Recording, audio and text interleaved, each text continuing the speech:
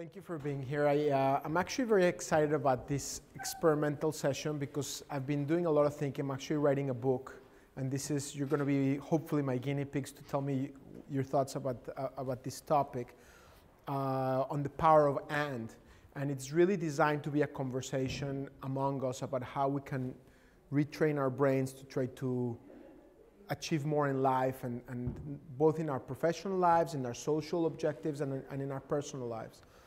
And how many of you know, other than Jeff and Kim that I don't know me well, but how many of you know a little bit about my background or enough, or should I give you a couple minutes on my background? Do you guys know the name of my children and my dog? What was the name of my first dog? Anybody? No? Okay. Because if you win, I'm going to, since I don't have enough kind bars, maybe along the way if you're paying attention, I'll ask questions, and if you win, you get a kind bar. Otherwise, you'll each share half and half so that we can get to everybody. So I'll give you a very quick overview of who am I, and then tell you a little bit about this concept of thinking with and then hopefully we'll have a conversation about it. So I'm a confused Mexican Jew whose most life has been spent trying to resolve the Arab-Israeli conflict. I was born in Mexico City, and my father was a Holocaust survivor.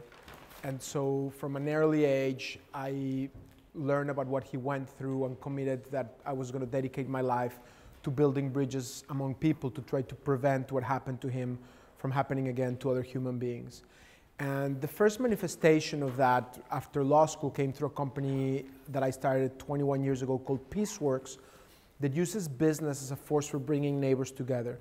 So PeaceWorks had ventures in Indonesia between Muslim, Christian, and Buddhist women making Indonesian sauces, in Sri Lanka making coconut milk by Sinhalese and Tamils. But the flagship venture, which is still 21 years later working today, is among Israelis, Palestinians, Egyptians, and Turks. And we use the power of markets and of making sun-dried tomato spreads as a way for building relations among human beings. And the theory of economic cooperation is that as Israelis, Palestinians, and Egyptians and Turks, or any neighbors in conflict regions that are striving to coexist, interact with one another and do business with one another, hopefully at a personal level, it shatters cultural stereotypes. At a business level, it creates vested interest for them to preserve those relationships. And then at a regional level, it hopefully creates stability and incentives for peace.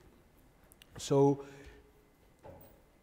when I started PeaceWorks, it was just kind of like a confluence of my international affairs interests and specifically resolving the Arab-Israeli conflict, and also my knack for business as a kid. And looking back at PeaceWorks, I started realizing the power of trying to achieve two goals at the same time. Back then, when we started the company in 93, 94, social entrepreneurship wasn't called social entrepreneurship. There was really no name for it. And there were a lot of people that had been doing extraordinary work in that space already, but the way we now talk about the field didn't exist. So I coined a term to describe what I did as a not only for profit.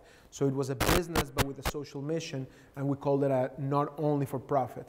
And around that time, I also was very frustrated with my failure at trying to really end the Arab-Israeli conflict and help others do that.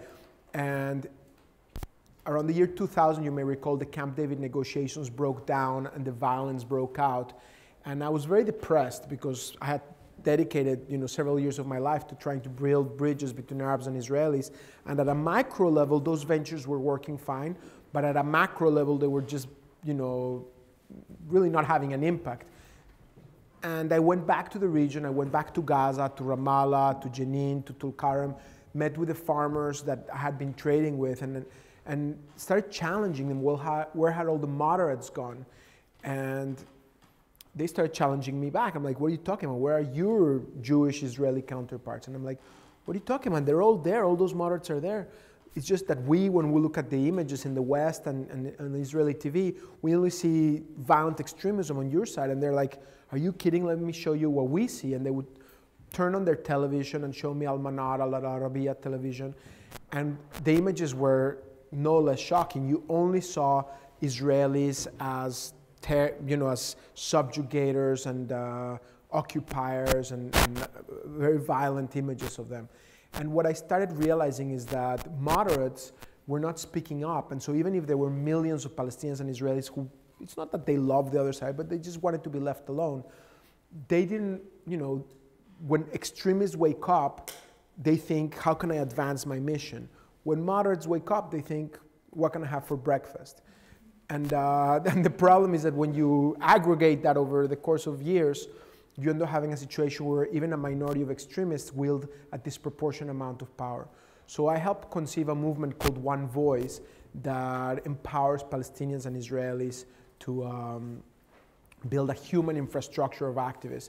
We have close to 750,000 Israelis and Palestinians today, 32 chapters across Israel and Palestine, a board of 80+ dignitaries and religious leaders and respected diplomats, civic leaders. They include, I don't mean to embarrass Jeff, but they include Jeff. They include Paul McCartney, Natalie Portman, Stuart Eisenstadt, Queen Noor, and a bunch of other big supporters of the movement that are trying to use their celebrity to put a spotlight on ordinary Palestinian and Israeli citizens. And then the third thing, just by way of background, that I created is this company Kind, which, having created PeaceWorks along the way, as I was traveling to all these conflict regions, I was very frustrated with my snacking options because I was skipping lunch or dinner a lot, and I was going to all these faraway places and not having something nourishing to eat. And so I started playing with my team with creating this, and Kind just exploded, and it's the fastest growing food company in the United States. It's the largest healthy snack bar company, and we're in 80,000 stores today in the United States. We have 300 team members, and we've succeeded a lot. And when I created Kind is when I started really thinking about the concept of and. You know, how do you think with and? With Kind, the challenge was, can you make something that's healthy and tasty, but also can you make a company that's socially impactful and economically sustainable? And I've been thinking about the power of and over the last several years. And one of the thoughts that I want to share with you today is that I'm kind of speaking to the, is it the preaching to the converted? Sorry for sometimes I really mangle my English expressions. But most people here and in the Skoll World Forum, by their essence and who they are and why they're interested in these issues, already do a lot of thinking with and. I still believe that there's a lot more than all of us can do in our lives. As I've been playing with this, I've realized how powerful that concept is if you really start recalibrating how your brain processes information. So the Skoll community, the social entrepreneurs by their nature, are for the most part trying to tackle innovative solutions to solve problems. It often includes using market mechanisms to try to solve social problems, and relying on market forces can really help you scale faster, maintain, be self-sustaining, and market forces are a very incredible potent force in society today. So if you're able to tap them, if you're able to tap market forces to achieve change, it can really be rewarding on the social front also. It doesn't mean that all problems can be solved that way, but it started giving me a picture into how you can try to structure things so that intrinsically they advance both goals. And along the way over the last several years, what I've noticed about how our brains operate is that our brains naturally are designed to try to get you to the shortcuts to get quick solutions and resolutions. That's why sometimes we generalize as human beings. It's a natural element of you thinking about things very quickly so you can resolve solutions very quickly. It also leads sometimes to discrimination and stuff, but it also leads to efficient decisions throughout our lives because you cannot process billions of data points for every single decision you reach. So the way our brain works to try to get us to the quicker, swifter solution for the moment is quite efficient. The problem with reaching big strategic decisions with that is that sometimes the best long-term path, the best strategic path requires a little bit more work, a little bit more thinking up front, and it might take more work up front, but in the longer term, you might be much better off. And the reason is that because of our brain's short pathing of these issues, you often are relying on false assumptions of what are the possibilities in life. And they might be false assumptions about your packaging, about your product, about your social mission, about your personal life, about choices you need to make with your own family. And for the most part, we tend to think that you have to choose A or B just because it's just the easier way to analyze issues. And there are times when you really do need to choose between A and B. There are many, many situations where you do need to make choices. But there are ways that you can sometimes challenge those false compromises and try to achieve both seemingly at-tension goals at the same time. The key to trying to get to those things is to try to question what are the assumptions underpinning your premise. Why do you think that you cannot achieve A and B? What is your assumption? Oftentimes, those assumptions may no longer be true. Maybe technology has evolved such, or society has changed, or norms have changed, that actually you can accomplish both goals, but you just, because for many years you've been doing it one way, or society has doing it one way, you don't realize that there's actually a way to do it. I'm going to give you a couple of quick examples of how I've used "and" in my own life, and then I'd love it if we can have a conversation and even have you help me think through how your own issues, we could try to think about them with "and." My disclaimer is that it is a harder path in the short term to think with "and." It does require a lot of work, so you can't instantly come up with the solutions. But if you're able to figure out what are the assumptions underpinning your constraints, then you're really make a lot of progress towards coming up with creative solutions that accomplish more than one goal, because oftentimes those are the constraints that you can overcome by understanding exactly what are the constraints. So I'll give you a couple of quick examples. Oh, thank you. You're just trying to brag, Veronica, that you have a kind bar. So how many of you guys are from the United States? And how many of you have tried a kind bar before? So this product in the United States is, we call it the healthy snack bar, but it belongs to a category in the US called nutritional bars. And when we introduced kind, I'm just going to show you two quick examples of a kind, and then I can show you examples in other fields of strategic planning or stuff. But sometimes theory just gets very boring, so I'm just going to bring it to life. When we introduced kind, every single nutritional bar in the space had an opaque wrapper. You just couldn't see what you were buying. And the reason for it was simple. To maintain the integrity and the quality of the product, people were under the assumption that you don't want it to oxidize, the sunlight could hurt the integrity of the product, or moisture could get out with a transparent wrapper. So everybody used opaque aluminum foil wrappers. We started challenging the notion because we were creating an artisanal product that we wanted people to see that they were getting like very high quality ingredients and real food.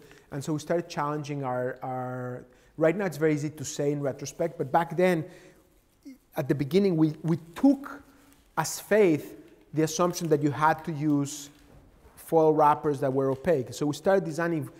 I went back recently to look at our original designs. They were all accepting the conventional wisdom that you had to use foil wrappers, the opaque wrappers.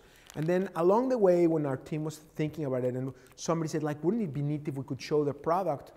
We immediately dismissed that point. Unfortunately, one of us in the team said, well, why not? Why can't you use transparent wrappers? And so we went to the manufacturer, we told them about the idea, and they said, no.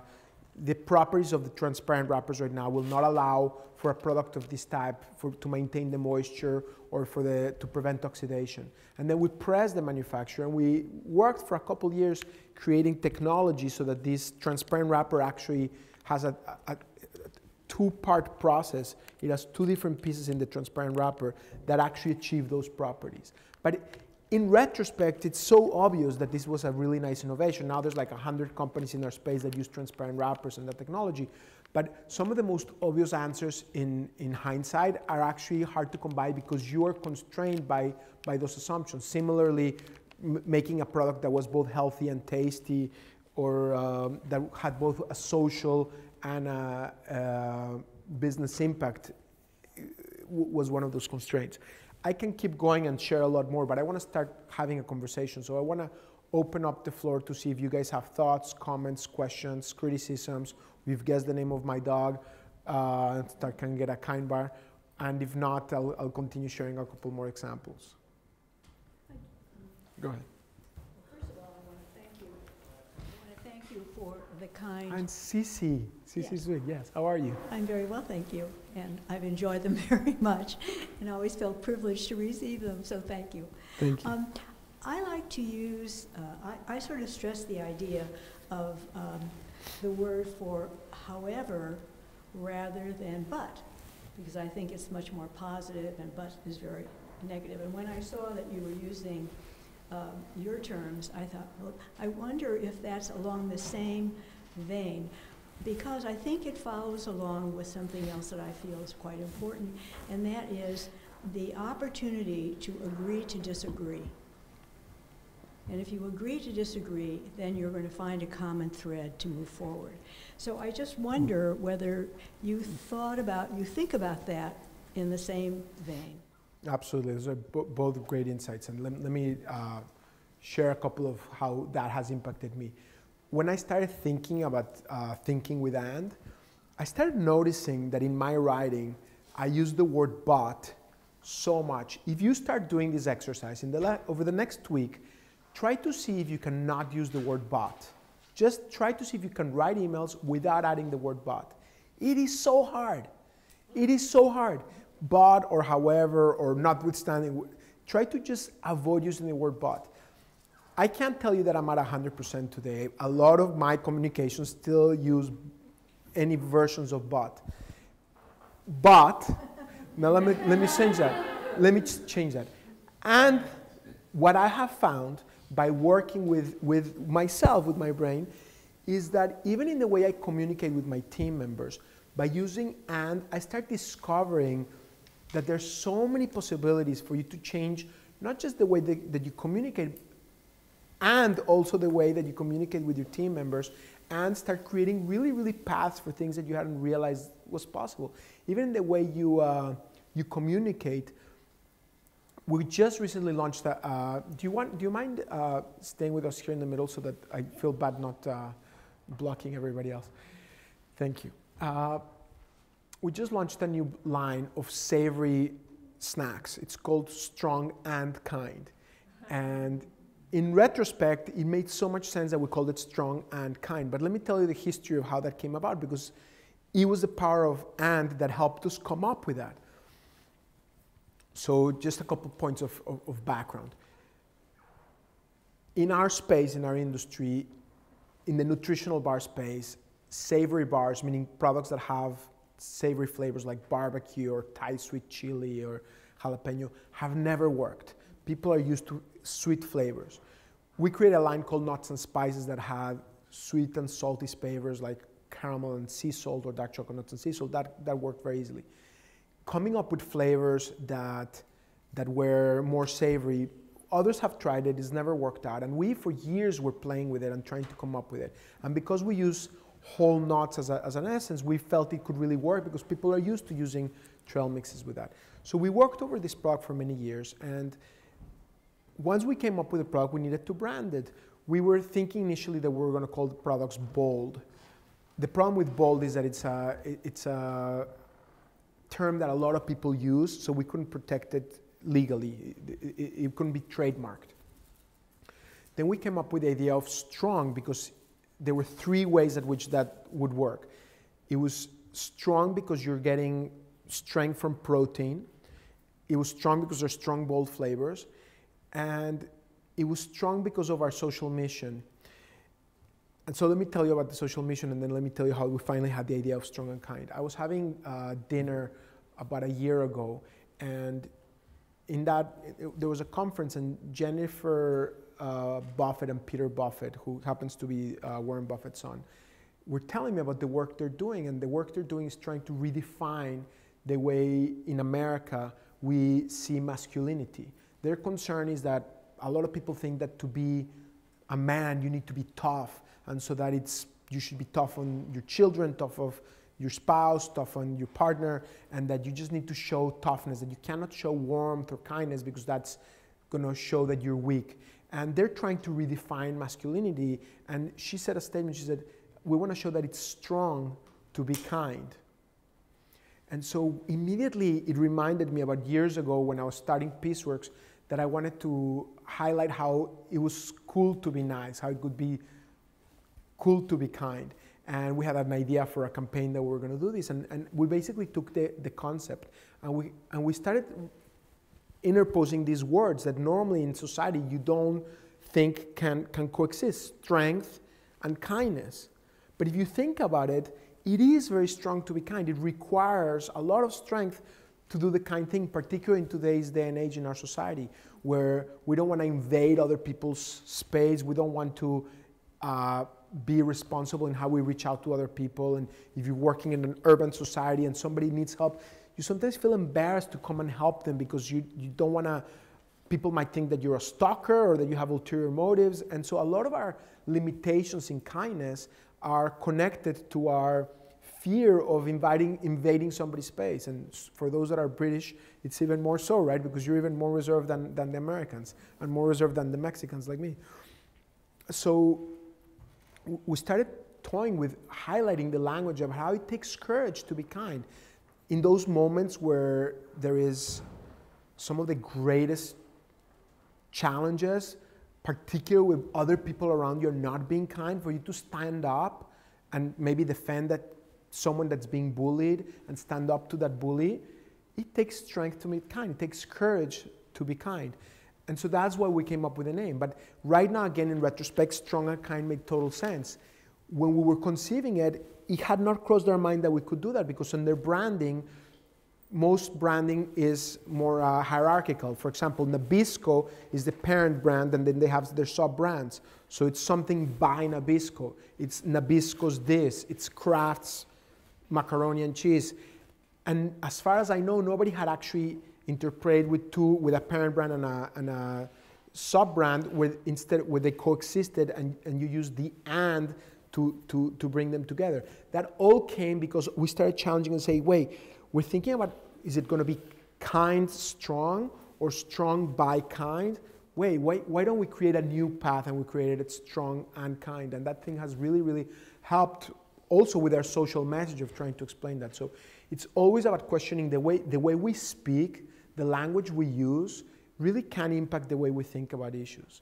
The point about however instead of about I hadn't thought about, you know about a lot of the work I do for understanding the other side. So I do think that a lot of this was inspired by the recognition that we don't always need to be denying each other's narratives. We can just accept that sometimes we have different narratives and we can all work for a different future. So in the work we do between Palestinians and Israelis, we have a movement of patriotic Palestinians and a movement of patriotic Israelis. They do not agree on their narratives. They quite disagree on both their present and their past. But we managed to get them to agree on the future and how the only way to maximize the future of one side and the other is by getting them to work together. Any other comments or thoughts? And I can think. And maybe you can introduce yourself. My name is Barbara March, and I'm honored to be here to listen to you speak.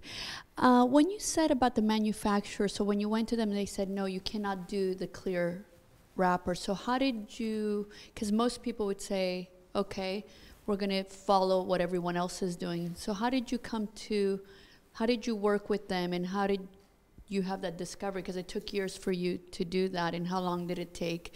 And how do you break through changing someone's mind like the manufacturer?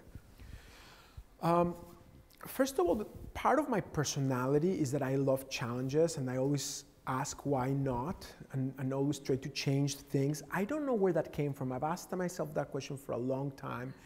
Why am I so obsessed about peace in the Middle East? Is it truly because I want to honor my father's memory? Or is there also an element that I just think this is such a tough challenge, I have to find a way to crack it? I think it's the former more than the latter. I'm not that obsessive. But there is an element of my personality that always asks why not. And there's a problem with that, because I do not suggest that always you should think that way. Sometimes you really make mistakes by being so stubborn and finding a way. Like when I was starting my first company, PeaceWorks, I was determined that I was going to sell these sun-dried tomato spreads every store that sold food. And looking back, it was not a very efficient use of my time. I would go store by store from the corner of 122nd Street down to Broadway. And I would go on Broadway from 122nd Street down to Wall Street, then cross the street and then go up, start at 7 a.m., finish at 7 p.m. And I would go store by store, and I would not leave a store until they would buy some of my product. There was a Korean grocer that basically said, Daniel, your products don't sell in my store. People come to buy convenience products like toilet paper or a bag of chips. They don't buy specialty food products. I would not leave his store till he would buy one case. And I felt that I had succeeded by getting him to buy one case. But a year later, that case was still there. Nobody had picked it up. It was accumulating dust. You need to be careful not to be so stubborn. But it's part of my personality. Going back to the manufacturing, I had already experienced that part of the opportunity in manufacturing was coming up with a creative way to differentiate yourself. I always think that in life, the way you really can succeed the most is by finding a new path to do things rather than just imitate stuff. I just think there's so much more power to create value for society and for yourself if you come up with an alternative new way of doing it. So in our industry, when we created Kind, every product that was being made in our space was what we call an emulsion. An emulsion is like a paste. So they take a bunch of ingredients, smash them up into a homogeneous paste, and it goes through the line like a slab. It makes sense why they do that because it runs very efficiently through the line. So you can make a lot of product with the exact same weight and just go really, really fast. The problem with that is that at what cost? You're destroying the integrity of the product. For us, the essence was to try to show that you could honor the raw materials, that you could put only ingredients you could see, nutritionally rich ingredients you could see and pronounce. And so creating a slab bar or a mixture would hurt the integrity of that product. But it was very hard convincing manufacturers to work with us, especially when you're very small. We couldn't, most manufacturers would say no because it was just a much more complicated process because you use whole nuts. Sometimes there was a lot more scrap, which is what's called in our industry, the product that you can't end up using because the stuff would break or it would break along the middle, or you would have too much overweight product. Because you went underweight, you couldn't sell that to the consumer. And if you went overweight, it was just costing you because you're saying 40 grams, but it actually was 45 grams. If it was a paste, it runs so smoothly. Every product is identical. In our case, there's not one single bar that's identical to the other. They're all different by their nature. So I had already been working in that space for 2 or 3 years and challenging their assumptions that it couldn't be done. I don't remember precisely why we were so stubborn, other than we felt that it was going to be a very important way for us to distinguish ourselves. And again, maybe 40, 50 years ago, it was true that you could only use foil because nobody had come up with technologies to do it, but we assumed that there had to be a way to get it done. And after 2 or 3 years of working with some international firms, we came up with a wrapper that had those properties, and then the rest is history. So now they've sort of evolved in this area, knowing, you can't be stuck on one thing. There is a way to do it differently. Yeah, but the interesting thing is that I bet you that there's 100 things that we're doing still the old ways, and we haven't yet figured out how we can do them differently. And that's the same thing in all of our lives. And the essential way for us to grow from the ant philosophy is to start talking with ourselves and start having conversations with ourselves and saying, what are my goals? I think that's the number one most important question you want to ask yourself. What is most important to me? If you don't have that conversation with yourself, you're never going to maximize your potential because you're not even going to understand what's most important to you. It's one of the hardest conversations to have, to talk with yourself, to find the time, because nowadays in life, you have your iPhone. It used to be that if you're in an elevator or you're walking on the street, you have to at least talk with yourself if you're not with somebody else because there's nothing else to do. Nowadays, you have your iPhone wherever you go. So the 1 second that you have a free time, you're checking emails, it's constant stimulation. The problem with that is that we don't have downtime to reflect about what are our priorities, what are our goals, what's important to us, to think creatively. You have very rare places like the shower or right before you go to bed, but it's not enough time. So you need to allocate the time to talk to to yourself, to talk with yourself, and to start first and foremost asking, what's important to me? What are my priorities in life? Once you then have that clear in your mind, then you can start thinking, well, what are the underlying premises of the way I'm going about it? And are there any of these premises that are wrong, that are outdated, or any assumptions that I've made that I have to either spend time with my family now or tomorrow, that I have to either do a job that I can make money from or one that gives me fulfillment? Why? Is there a way that I could do both? Why do I have to either choose business or social purpose? Why do I have to choose within my own industry this way of doing it or that way of doing it? And if you understand your goals, the next step is for you to understand what are the assumptions underlying the premises of why you have to make this or that choice. Now, sometimes you will find out that those premises are valid, that you have to choose one path or another path. Oftentimes, very, very often, if you focus on that assumption and you start playing with it, and it's not going to happen necessarily overnight, but if you start thinking about it, you might have eventually one of these aha moments where you realize that, wow, this whole universe just opened up because suddenly you find a way to accomplish two similarly incompatible goals at the same time. If you think about market forces and social change, let's talk a little bit about what drives our society today. So in the 15th century, the core of civic and societal power was in the church, right? In the 15th century in medieval Europe, the church was the most important organism in life that organized society. In the 16th and 17th century, the nation state rose up, and it was the nation state that was a core organizing principle and the primary force in society.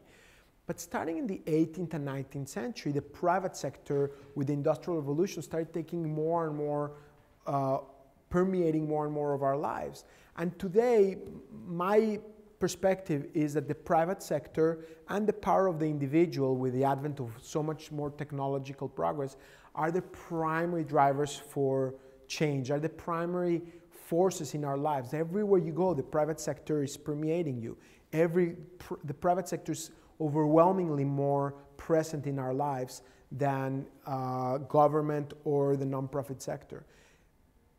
And yet, the challenges we're going to face as a society over the coming 50 years are daunting and enormous. As a human race, you know, whether you're talking about nuclear proliferation, climate change, resource scarcity, which I think is a huge issue that we're not talking enough about, as 1 billion more people come into our planet and as their standards of living go up, the pressure that we're going to have on water and other natural resources is going to be overwhelming. And the only way we can tackle it is by recognizing our shared humanity and by coming up with very creative approaches to solve these things. If we're able to find a way to rely on market forces to accomplish those things, you're able to gain a lot more momentum to achieve it in a scalable and sustainable way. That is why there's such an important imperative to rethink the way we're doing things. And I've been guiding the One Voice movement for many years, and we don't have a business model to do that. So I want to be humble enough to recognize that not every problem we need to tackle can be tackled using business forces and market forces. But because market forces are so powerful, if you're able to tap that in an authentic and legitimate and genuine way, you really can have a bigger impact a lot faster. Any other questions, comments, thoughts? Yeah, I have a question about and how many ands are optimum? If I may put it this way, you see, I do have a multiplicity of different occupations and interests, and often difficult to keep them all together or keep them in balance. I have 5 things that I do, and I'm a founder of a social enterprise.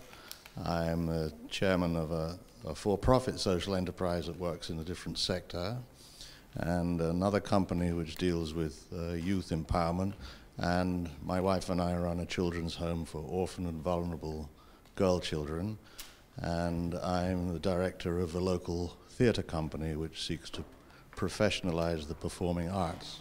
So, and all of those things are interesting, all of them, I believe, have value, social value, economic value, and I can see that there are a great many interconnections and cross-pollinations available and possible between them. But inevitably, perhaps, what I find is that, well, maybe it's a time thing, but how is it that you distinguish or be able to manage all that? Because I don't see that there's necessarily an end to it. Is there, so that's my question, is there a place where "and" has to stop? Right, it's a great question. First of all, I'm the worst person to answer it because I'm going to preach something that I don't live by. My general philosophy in life and what I've learned is that focus is what gets you to really have real impact, and that spreading yourself too thin sometimes makes you have less of an impact than if you were to focus on one singular thing. Kind partly succeeds much more because we're very, very focused and we understand who we are and what we are, compared to when I did PeaceWorks and I was doing the PeaceWorks projects in the Middle East, in Sri Lanka, in Indonesia, in Chiapas, and I was 25 years old, dying to create more ventures and creating one venture every year, and I felt that's the way that I was going to have the most impact, by just diversifying the different things I do. What I found out is that I was not putting enough attention on one single thing. So as a general principle, I think focusing on the one thing that you can have the most impact is generally more effective than too many. That said, the stuff you described is so important. Certainly the stuff you said about the work you with the children, please don't stop it. The way I would use the "and" philosophy to tackle it would be not which choice do I need to make, but is there a way that I can make, that I can merge them? So for example, you said something about theater and something about working with the children. Would there be a way that you could integrate those so that the theater work you did and would integrate the power of children to be part of that process, and they would learn through that program? So what "and" would ask you to do is don't say which of these choices. Again, it's a very personal process, right? Because I really do think that focus is really critical for all of us to succeed in whatever fields we are. That said, what the "and" philosophy would give you a tool to think through is, all right, these are the things I'm presently doing. Is there any way that I can accomplish them in an integrated fashion, that the way I structure the business model of my entity in its very DNA is accomplish those goals at the same time? That's where I think the magic can come in, when you take interdisciplinary approaches that, you know, how does biochemistry work? How do a lot of the advents in today's society are because people are combining two fields that they hadn't combined and finding all the synergies for them to really advance human progress. So if you were able to say, all right, I'm doing these things, is there a way that I could combine them into one so that I would accomplish both goals at the same time? That's kind of the neat opportunity to explore that. And you may or may not come upon it, but that would be the way to think through the issue and try to come up with it. Now, on a more practical note, the way I personally manage the different things I do is that I have partners that are better than I am at what they do. So Kind, day to day, is run by a president who has 30 years of experience and who's a phenomenal manager, which I'm not. And I rely on my partner to help guide Kind. The One Voice movement has a CEO who also has 30 years of experience in that space. And so I have partners in the work that I do to help us scale and do that. So practically, also the culture of the organizations that I work with, I try to empower my team to really take ownership. At Kind, every person's a shareholder. Every single team member has shares in the company, and we try to build an ownership mentality, which is fundamentally also what the "and" philosophy is about, because you can transcend budgets and you can transcend the way you think about operating a company by using "and." Let me give you one example about how we use "and" in the way we manage hiring and firing. So I assume it's the same thing across the world, but certainly in the United States, in corporate America, the standard for employment practices when somebody is let go is you fire them. The term is you fire them. It's such a horrible word, fire somebody. And you give them 2 weeks notice. Or if they're going to leave, they give you 2 weeks notice. And oftentimes, a person that's given so much of themselves to this company, they've been for that company 10 years, 20 years, and then when you fire them, Sometimes, if it's a senior executive, they literally make them pack their stuff in a brown box and they escort them out and walk them out, never to say goodbye or be seen again. It is such a horrible practice. Now, that practice should be reserved for criminals, if somebody's sexually harassing somebody, if somebody's embezzling money or just actively being a disruptive force. Kindness does not mean being a fool or not having the highest standards. That said, the overwhelming majority of people that you chose to bring into your company, and the overwhelming majority of human beings, it's my assumption and how I live life and see, are people of goodwill that are trying to do their best. Now, you're not always going to have the right fit, so it's possible that things are not going to work out.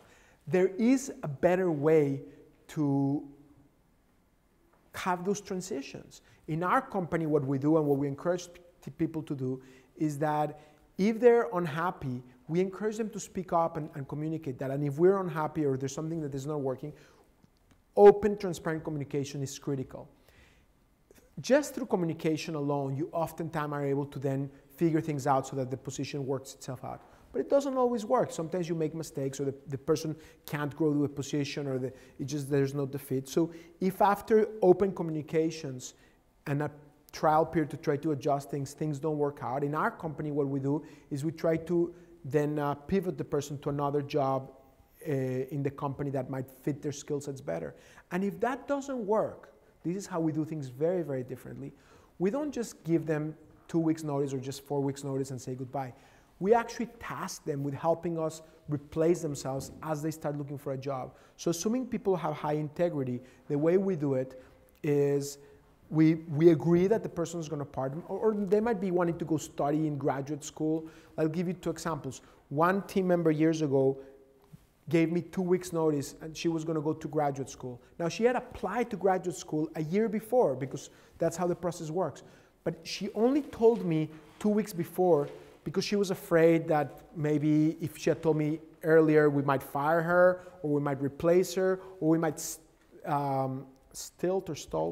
we might stall her professional development and not give her more responsibilities. And so the paradigm in normal businesses is that the employee is scared and does not tell their employer that they're going to leave because they don't want negative repercussions, because they might be shown the door. Hey, I'm leaving in 6 months. No, you're leaving now. So it creates this culture of fear. If instead you make it clear that in your culture, you will never penalize a person for giving you more notice. Quite the opposite. You might give him a departing bonus. We have a team member that gave us notice 6 months ago that she was going to transition. And we gave her a significant bonus when she finished because she worked so hard. She helped us replace herself. She trained the person.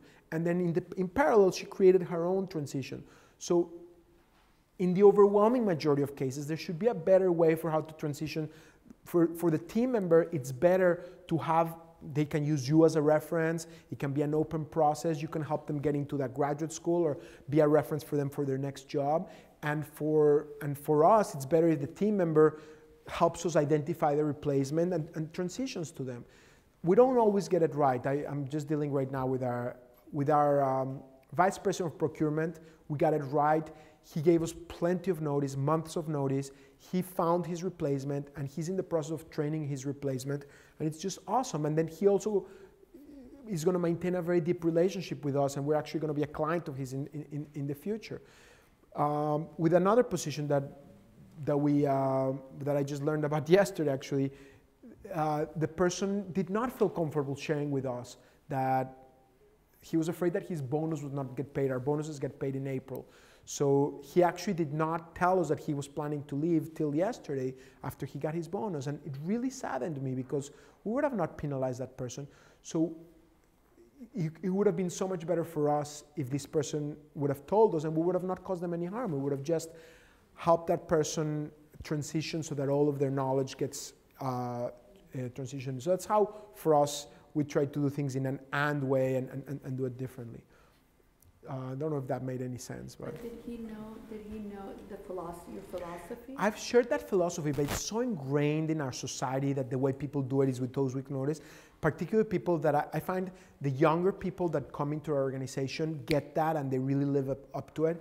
But the people that have been in the workforce for 10, 20, 30 years and have seen how people get taken advantage or shown the door and stuff, that trauma makes people be, and so it's a constant work. I'm willing to bet that 10, 20 years from now, the paradigm will have shifted to this more open process, but it's going to take a while before people really understand that there's a better way to do it, that it's not this or that. You can both work together transparently, do open communications. I think "and" is a lot about talking with yourself and with others very transparently and openly so that you can really uncover what are those assumptions and find a better way to do it. Any other question or comment or thought?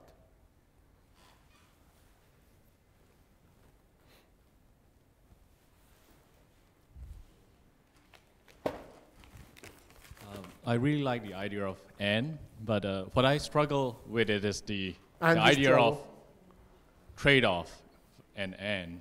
So in business and life, in strategy, it's a choice. So how would you discern whether you should pursue "and" or you should choose one path over the other? It's primarily about figuring out if there's a better way. It tends to be that the "and" philosophy works best when you're committed to a very long-term objective. If you're building a business, it's worth investing enough time to find out if there's an "and" way of doing things. If it's a short-term decision, odds are that your brain short-pathed you to the path of least resistance and you can just do that. But when you're thinking about life decisions and why should you do a trade-off? Like when you're thinking about whether you're going to go into business or into social impact, shouldn't there be a way that you can accomplish both? It's not always immediately apparent, but if you invest enough time to think through that issue, you're more likely to come up with paths that allow you to accomplish both goals. So how do you decide if you have to do a trade-off or not? You first need to understand what is important to you, what are your priorities, what are your goals, what are you trying to accomplish, whether it's what are your personal goals, what are your professional goals, or what are the social objectives you're doing. You first need to understand what the goals are, and then understand what the tensions are, where do you think the limitations are, and what's underpinning those limitations. Is that an assumption that's true or that's false? If you'd like to share with me something you're dealing with, I can try to help you think through it. Otherwise, I can try to go through a couple other examples of mine. Do you have something you're dealing with? Not specifically, but I would imagine that if you want to serve certain market, you cannot be everything for everyone. Everything so, for everybody, correct. So you have to focus your segment, market segment, and you have to. I totally agree. I think you need to be very clear with what your brand or value proposition is or what your brand stands for and be very, very focused in delivering it. I also think that you can do that while also thinking with "and." I'll give you an example. About 4 or 5 years ago into our launch of Kind, a competitor started introducing a product that claimed that it was no sugar compared to our product, which had natural sugar, because almonds have sugar, fruits have sugar. And in the United States, there's a very big craze about trying to avoid sugar. And to some degree, it's very warranted because we overconsume refined sugars, which is very bad for your body. So initially, when we started thinking how to respond to this competitor, our assumption was, all right, maybe we should come up with a low sugar or no sugar version also. And we took it for granted that we needed to choose between wholesome ingredients and no sugar, low sugar ingredients. So for a while, we hadn't thought clearly enough about what was our brand standing for.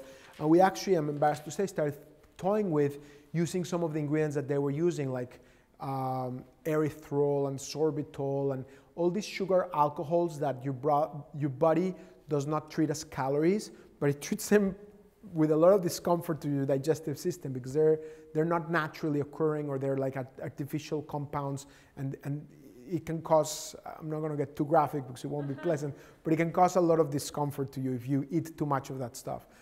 So at the beginning, though, we fell prey to our biases and assumed, all right, there is the wholesome way and there is the low sugar, no sugar way. If we're going to go to the no sugar way, we're going to start using erythritol and sorbitol and try to accomplish our goal. And then we tried the product and it tasted horrible and it didn't feel right to our brand. And we said, we can't be a diet product. That's not what we want to do. Can we accomplish this goal in an and way? Can we maintain wholesome ingredients and also reduce sugar content? And then we realized that a lot of our bars, the primary source of sugar was from the fruits that we use, because fruits have sugar. Almonds also have sugar, but they have less sugar than fruits. So we created a line called Nuts and Spices, where instead of sugar, we used spices like vanilla or a tiny bit of sea salt or other ingredients that ginger and stuff, where the way we were providing people flavor was through the spice.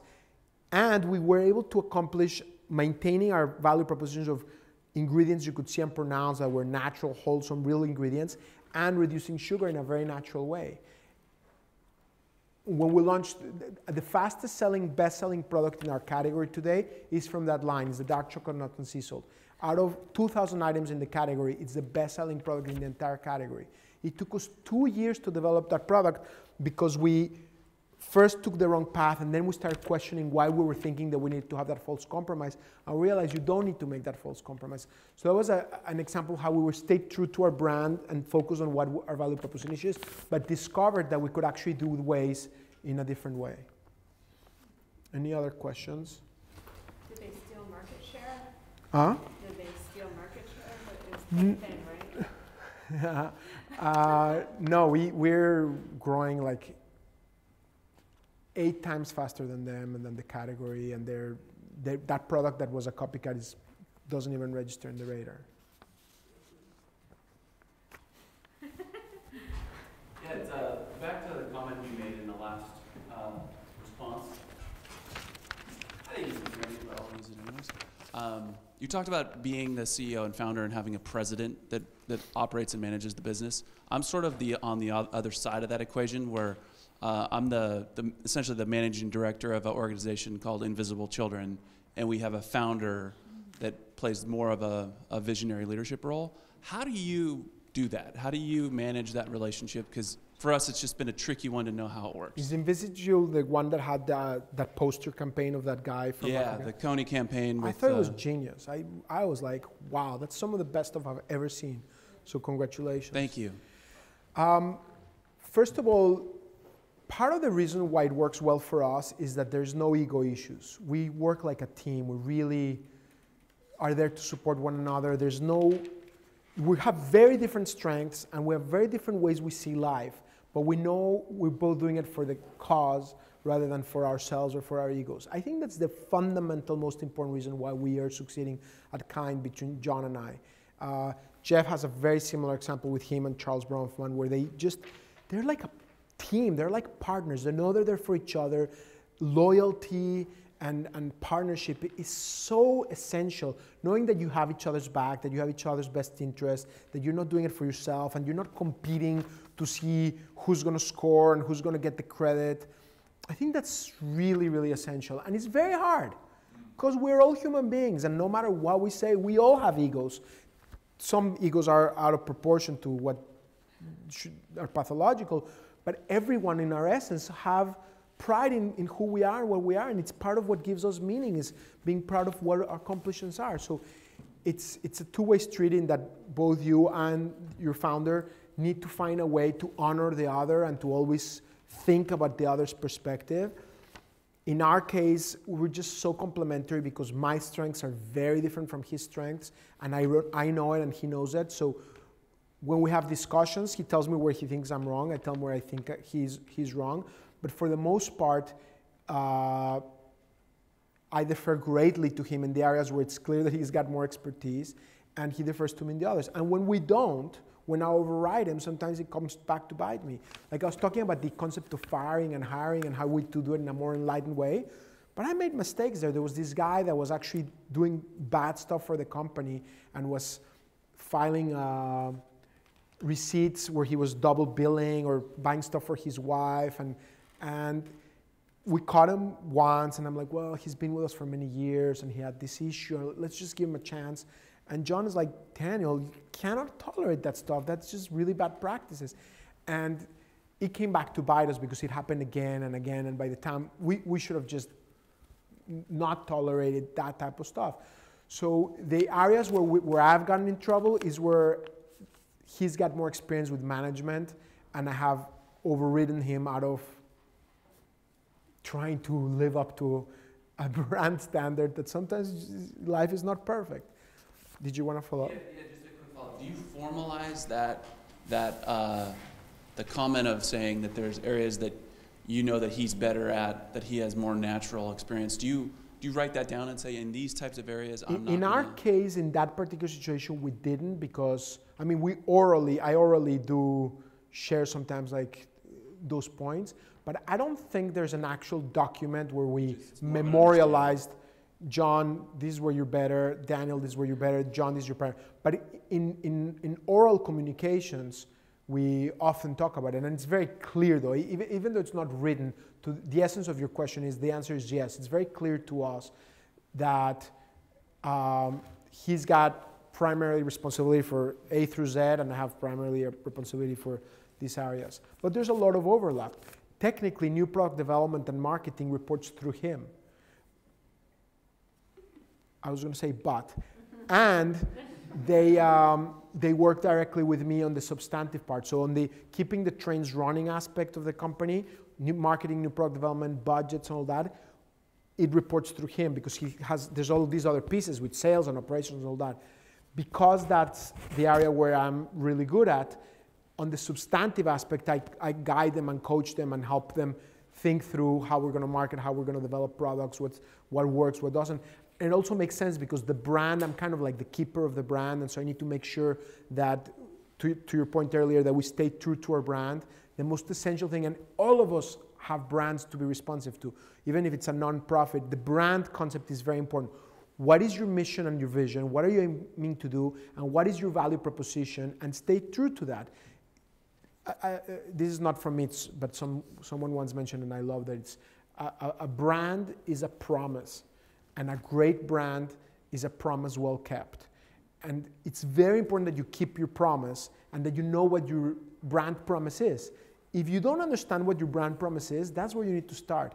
A ton of companies and organizations, particularly the ones that have been around long enough, their brands have evolved and they don't really understand their brands, or the way the consumer or the community sees that brand is different from the way the NGO or company thinks their brand is seen.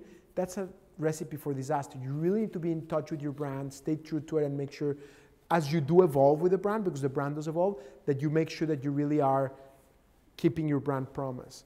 So, but going back to your stuff, I'm very lucky that he is such a great person to work with. I'll be glad to talk more about it after the meeting.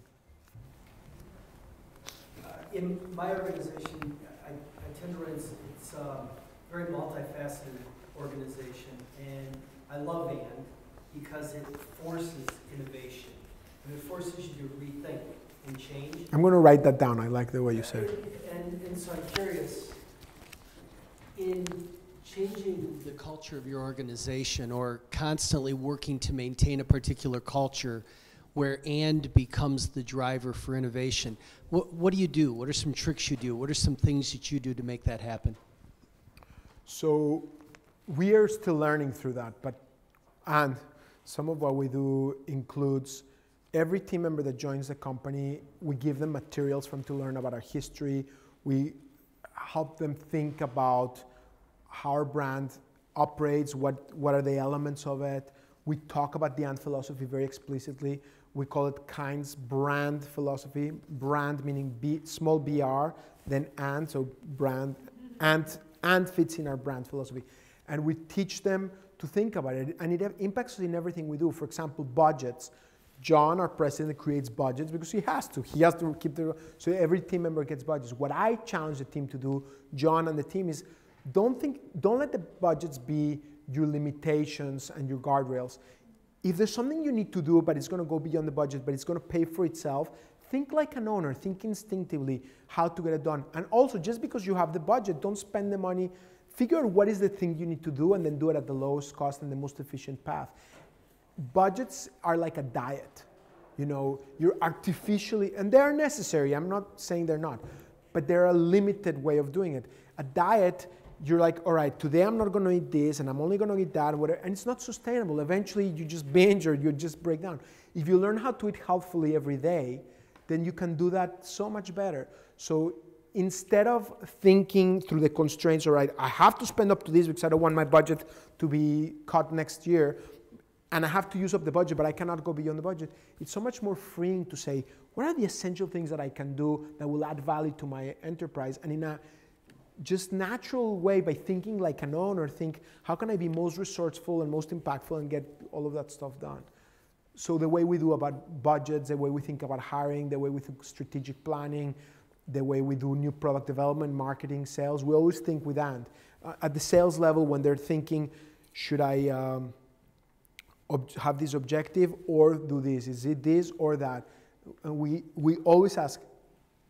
The team always teases me about it now anymore, but they now think about it like that. It's like, well, can we do both? It's like, hey, should we do this or cut this cost? Like, let's do both. And you'll be shocked how many times you can accomplish goals that are attention if you spend enough time thinking about it.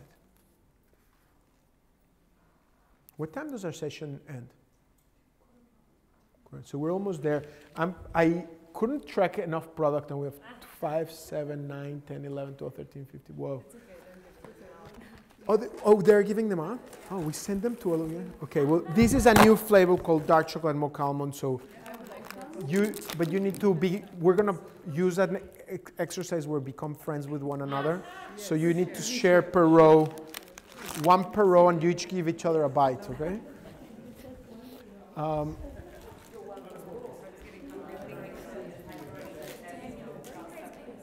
In New York City. Guys, I'm going to do one last exercise with you guys. I haven't talked at all about our social mission with a kind company. Why is kindness so magical? Because kindness is the fundamentally most powerful force that has and embedded within it. What do I mean by that?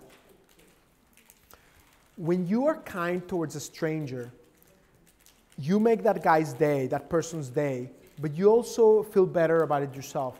Yeah. We think about kindness as a net happiness aggregator. I feel like we're gonna, sorry for the guys that won't make it. Sorry to all of you guys.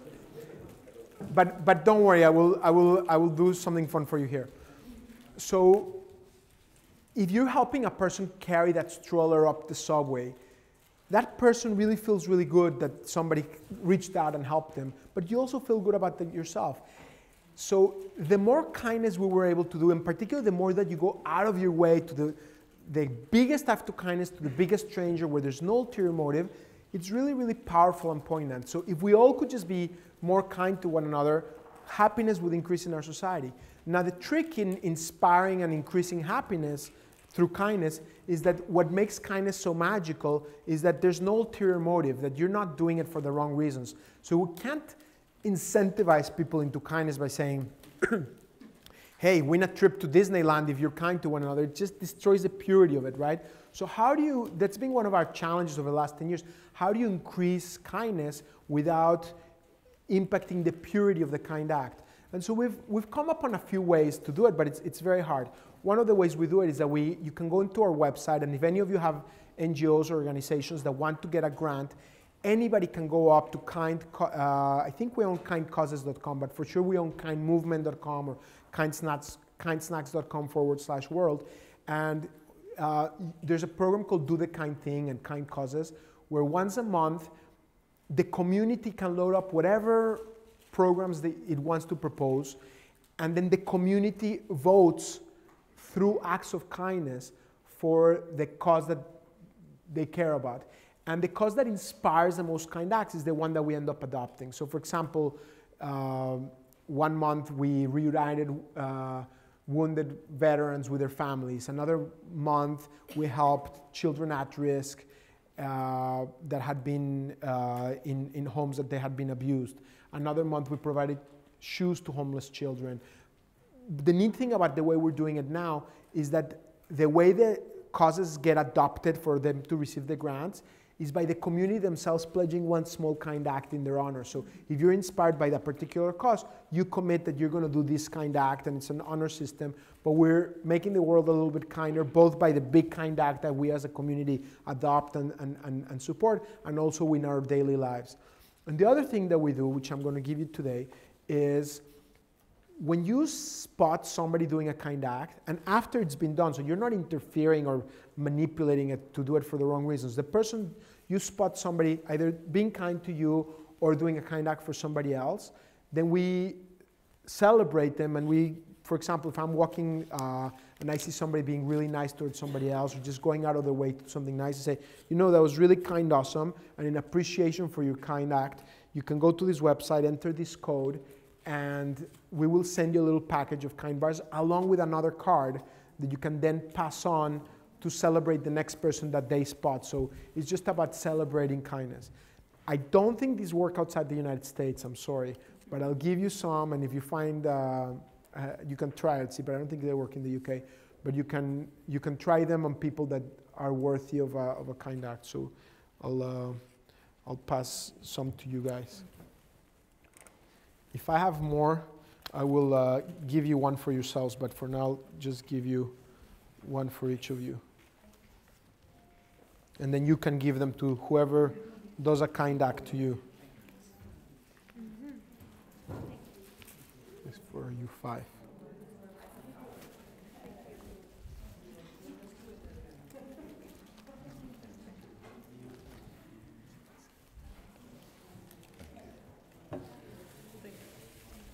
Look at these guys. I'm not doing a magic trick. Oh, thank you. Literally, they ran out. Veronica and Phil are the only ones I missed, but that was like almost perfect. So I owe you one.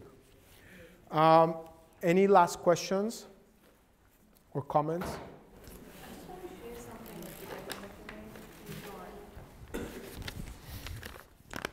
I just wanted to share something with everyone that you may enjoy, because we've become part of this project. I don't know if anyone knows the 100 Good Deed Bracelet that's out of America and in South Africa. What happens is that there's a little rubber ring that you move across for doing good deeds. So it's bringing consciousness to your life and doing good deeds. But there are 2 tricks. You're not allowed to tell anyone the good deed you did, and you've got to go out of your way to do it. So you can't just open a door for a lady. They made by, well, Tomorrow Trust, our South African students, our orphan and vulnerable kids are actually making them, so they get paid. No one's making money, so it's women empowerment, and in Zambia. And it's just a really nice thing that came out of it. It's called a 100 Good Deed Bracelet. It's really nice. Yeah. You have it right there? Yeah, I'm Which one? wearing shoes like this. How do you make it more? You So move they- this they rubber braid, as you go yes. here. You move the rubber across. And after you get to 100, you start again You from the start other again, direction. Yeah. And it started with So the, you move this thing as you get to Yeah. 100. and it comes in different colors. So it started with a father who told his children, you have to do 100 good deeds a year. And the little girl put beads on one set of lace, and every time she did it, she had to cross it That's over beautiful. because she wasn't This allowed was to in tell South Africa where anyone. it started? No, it's American Mary Fisher, who's a famous artist in America, started it. Very neat. But now she brought it, and our orphan girls make them while they're going through university so they can earn extra money. That's really neat. So that's really nice. it's a nice one. So you can order it online. They send them around the world. Say where? Sorry? Where do you order them online?